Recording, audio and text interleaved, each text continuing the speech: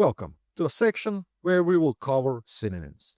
And synonyms are basically database objects which represent an alternative name for other database objects, such as tables, views, sequences, and a couple of more which are not in the scope of this course or the Oracle exam. Now, the use for the synonyms, we can use them to simplify the name of a database object. For example, if we have a table which has a long and complicated name, we make a synonym and we simplify the querying from that table. Or as backward compatibility, as in some older system may use a table and a newer system will use that same table, but we do not want to use that name anymore. So we create a synonym and we'll access that table in the same manner without altering the name of the actual table.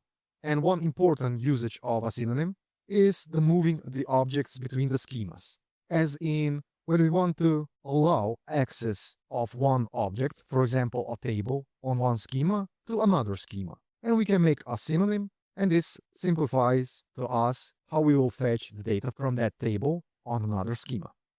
See you in the next lesson, where we will cover how the actual synonyms work and how we create them.